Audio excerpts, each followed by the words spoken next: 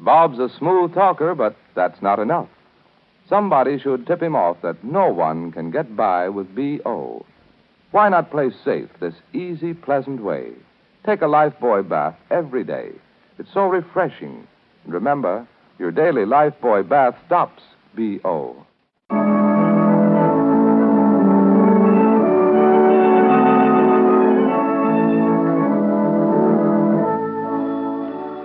It's story time, ladies, and here's Aunt Jenny to tell you another of her real-life stories brought to you by Spry. As I said, brought to you by Spry, the purer, creamier, all-vegetable shortening. Oh, all right, I'll answer it. I just made that last sentence in time. Why, it's Fred Cooper. Hello, Fred. Why didn't you walk right in? I'm carrying such a load that I couldn't manage the door. Oh, well, land sakes, Fred. Sit down a spell and rest yourself. That's just what I'm aiming to do. Thanks, Jenny. I'll give you a piece of this apple crumb pie that I baked this morning. Well, I won't refuse, because I figure you owe it to me. Well, what's the matter, Fred? Well, just look at this mail sack. Here, heft it, will you? I guess most every woman in these United States must be writing to let you know how much she likes your cookbook, Jenny, and those frosting tints. Well, cheer up, Fred. There's only one more day for the offer. Now, that's right, ladies. Tomorrow is the last day that we're making this big double-barreled offer. A copy of Aunt Jenny's own 52-page cookbook, cram-jammed with the most tempting, easy-to-make recipes you ever tasted in your life. For all occasions. Everyday economy dishes, company dishes, why, everything you'll want. And that's only half the offer, ladies. There's a set of 6 different colored frosting tints comes with it. Rose, blue, green, yellow, red, and orange. Say, you know, my wife Ella made a birthday cake yesterday for the little fellow that lives next door to us. Uh-huh. And she put white frosting on it and then wrote, Happy Birthday in pink on the top. Oh, fine. And you know, folks, you can use these tints for candies, too, and jellied salads. So hurry, ladies, and send for those 2 gift offers today. Now, just send in 1 Spry disc from the top of any can of Spry, plus 10 cents in coin, to Aunt Jenny, Box 19, New York City. And did you get that? It's 1 Spry disc and 10 cents to Aunt Jenny, Box 19, New York City. But do it today, ladies, or you may forget, and then it'll be too late. And now, Aunt Jenny, how about that story? Ready right away, Danny. Now, you remember, folks, how I told you about Molly Allen, who loved Bill Crawford, and how Bill went on an experimental flight to South America and never returned? Parts of his plane were picked up at sea, but he wasn't ever found. Now, during the course of a whole year, there was no news. And meantime, Chris Johnson, who'd always loved Molly, finally persuaded her to accept him. He knew she didn't love him, but he hoped that she would sometime. Well, about 3 months after they'd been married, Dr. Tim rang the doorbell and... Dr. Tim, glad you dropped in to see us. Well, I had to see how the bride and groom were getting along. Here, Tim, this chair's more comfortable. Thanks, Molly. You know, thought I might be able to scare up a game of chess with you people if you're not doing anything. Oh, gosh, Tim, that'd be fine, but... Well, as a matter of fact, I've been trying to get Molly to go out tonight. It's been weeks since she's been anywhere, and tonight we thought of... Oh, well, in that case, I bite my lip, I bow gracefully, and make my exit. Some other night. No, why don't you come along with Dr. us? Tim, don't give up. You and Chris will be able to play chess. Here, I'll set the chessmen out for you. But, Molly... Chris, I don't feel at all like going out. Oh, but Molly, I don't want to spoil Chris's party. I wouldn't have gone even if you hadn't come. Don't you feel well, Molly? As well as I ever do. Molly, what you need is a change of... No, don't try to be a doctor, Tim. You and Chris just play chess, and if you don't mind, I'll go upstairs. They're all set out for you now. But look, Molly, if you feel tired, why don't you lie down here on the Davenport, and then later Tim and I'll make some coffee. No, Chris, I'd rather go upstairs. You'll excuse me, won't you, Tim? Well, of course, Molly. And I'm sorry that I don't feel like going out. Oh, that's all right, Molly. We'll run up and see you later. Well, Tim, that's the way it's been for months. Not much fun for either of you, is it? Oh, I don't mind about myself. But you're worried about Molly. Mm-hmm. Tim, the marriage just hasn't worked out. We've both tried, but, well, it's no dice. Upstairs now, she'll take out Bill Crawford's picture and those crazy postcards I used to send her, and she'll just lie there staring at them. It's over a year since Bill Crawford was lost, but for Molly, he's as much alive as he was the day his plane took off for South America. You married Molly taking a chance that she'd learn to love you. Yeah, I went into it with my eyes open, Tim, but I guess I slipped up on one thing. I underestimated a ghost. A ghost? Mm-hmm. The ghost of Bill Crawford. He's been with us right along. It was there the day we married, there on the honeymoon, there when we came back here and took this house. We've never really been married, not from the start. A little while ago, you said a woman could be a bride for 50 years if she wanted to be. Molly's never been a real bride. Well, sometimes ghosts fade away, Chris. Oh, not this one, Tim. He's getting stronger all the time. For Molly, he's more real now than I am. She's trying to hide it because she doesn't want to hurt me. But she's slipping back, Tim, back to the way she was just after the crash, and I can't do anything but watch and pray for a miracle. Chris, the other day you said you had an offer from a bank in South America to go into their legal department. Was it a good offer? The kind of a break that comes once in a lifetime. Have you done anything about it yet? Well, I didn't want to tell Molly till I was sure the offer was definite. Well, I'm not sure my advice has worked out so far, but do you want another piece of it? What, Tim? If they do offer you this job, and it's as good as you say, take it and clear out of here as fast as you can. Oh, I mean to, but, well, I'm not sure how Molly will take it. Well, that's just why you have to take this South American offer, to get Molly out of here. A new country, a new start. Ghosts can travel, but they're like ball clubs. Not so good away from their home parks. I'd say take this job, Chris, and maybe you'll have a child later on. It's a little thing, Tim.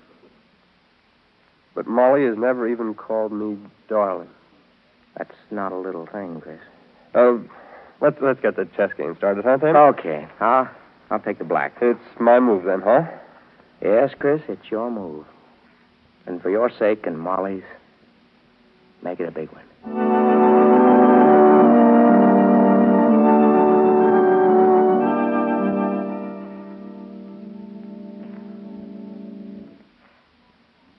Molly. Yes, Chris. Last week, I think it was the day before Dr. Tim was over here playing chess. I had a job offered to me in the legal department of a bank. More money and a wide open future. Oh, I'm glad for you. You've worked so hard. You deserve something like this. When does the job start? Well, as soon as we get there. Get there. It's not here in town? No, it's in South America, Molly. South America. It's the branch of a New York banking house. You see, this country's doing more trading with South America all the time. South America?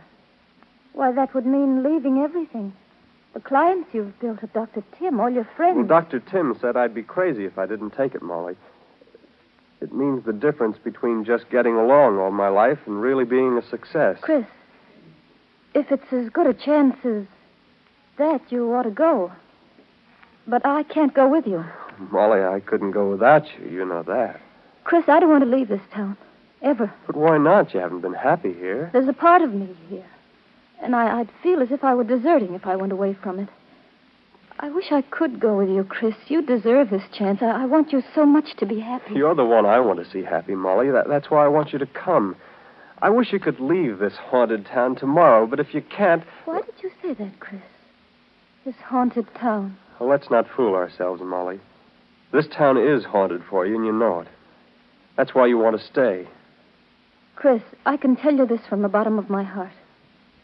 For your sake, because you've been so kind and so decent, I wish it weren't haunted for me. But it is. And I guess that's all there is to it. I'm your wife, and I'll always be as long as you want me. But I can't help how I feel. Molly, let's forget about this now. I'll turn the job down. No, don't do that. Well, I'll just put it on the shelf and forget about it. If they want to get someone else, they can. Other chances come along, and meanwhile, you and I can try to do better right where we are. Chris, you've tried for months to get me to take a weekend up in the mountains. I'll go this week if you'd like. Will you, Molly? We'll start Friday. You can take your fishing tackle. Oh, that's... And I promise I'll try to cook anything you can. The doorbell is pretty late for anybody to be calling. I'll answer. No, I'll go. Oh, Dr. Tim. Chris, is Molly here? Well, sure. Come on in. Dr. Tim, what is it? You're as pale as a ghost. A ghost? You're nearer right than you think, Molly. Tim, what is it? I just had a cable from South America. South America? They found Bill Crawford. He's alive. Oh, Doctor. Tim, she's fainted. She'll be all right. Get me some water. Water, all right. Hurry up. Molly, Molly, it's Dr. Tim. Molly. Dr. Tim. Oh, Tim, I thought you came in here and said I did say it, Molly, and it's true. Bill Crawford's alive. From what I can make out, he's still in pretty bad shape, but he's alive, Molly, and they've started him on the ship back from New York. Tim, this is what I've always believed. Tim, here's the water. She'll be all right now. It was a shock of the news. Tim, it's wonderful if it's true. Bill's really alive. He's alive, Chris, and coming back. The fisherman who picked him up didn't have a radio or any contact with the world outside, and Bill's skull must have been fractured when the plane hit. That's why we didn't hear. Oh, Tim. They took him back to their village, probably thinking he was a sailor. And with the injury, Bill was half out of his head for nearly a year, not able to tell them anything. But he is alive, Tim. Yes, alive, Molly. Molly, what's the matter? Molly, what is it? I just remembered. Bill and I were to have been married when he came back. But now... But now, you're married to Chris.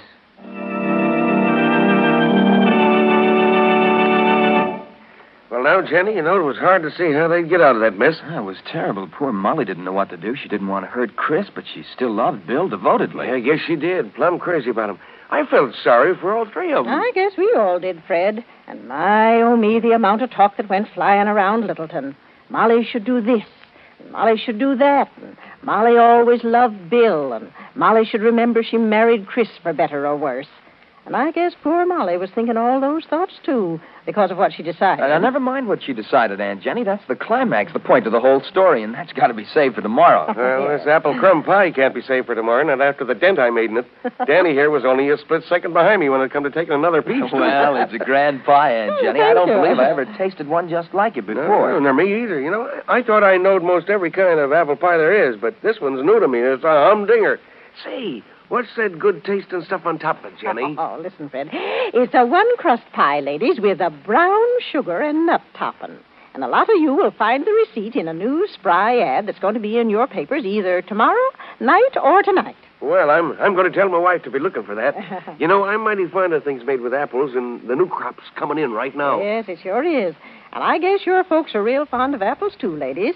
So I just want to tell you that in this cookbook of mine that we're suggesting you send for, you'll find all kinds of good apple receipts. Yes, there are 2-crust pies and 1-crust pies and deep dish pies and apple fritters and baked apple dumpling and Dutch apple cake, just to mention a few. And ladies, when you serve a tender, flaky apple pie, you want to get the full, fine flavor of your apple filling, don't you? Now, you don't want to be conscious with every bite you take that your crust's a little off flavor. Then make purer crust with Spry. No off flavors in tender, flaky Spry crust. And the reason for that, folks, is because Spry stays fresh longer. That's one of the 3 extra advantages it brings you. Spry creams so easily, too. And that makes quick, easy work of cake mixing. And Spry is purer, and that means no unpleasant acrid odor when you fry. Now, remember, Spry's the only shortening that brings you all 3 of these advantages. So, isn't it very much to your advantage to get Spry? There's only one answer they can make to that, Dan. Yes, and they're making that answer, Fred. Millions of women have changed to Spry, and thousands more are doing so every day. So join the parade. Get Spry from your grocer this afternoon and send it once for the cookbook and frosting tins. Because remember, tomorrow is the very last time this offer will be made. So better sit down and send for yours right now. You know, for your convenience, your grocer has a special order blank. Ask him for it. But most important of all, remember it takes just 1 Spry disc and 10 cents in coin to get a big 52-page cookbook and a set of 6 different colored frosting tints. And be sure to get the address right. It's Aunt Jenny, Box 19, New York City. And ladies, don't you forget to hear how this story of Bill and Molly and Chris turned out. It seemed like an unsolvable tangle at the time. Wouldn't you say so? Molly kept saying over and over and over, How can I hurt Chris after he's been so good, so understanding? And yet I love Bill more than life itself. You see, no matter what happened, someone was bound to be hurt. What did they finally do?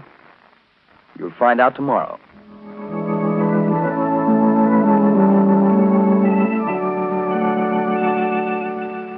True names are never used in Spry's real-life stories. Dan Seymour speaking. This is the Columbia Broadcasting System. Here is the district weather forecast. Fair tonight and Friday, cooler with lowest temperature about 54 degrees tonight. Slowly rising temperature Friday, gentle north backing to west winds.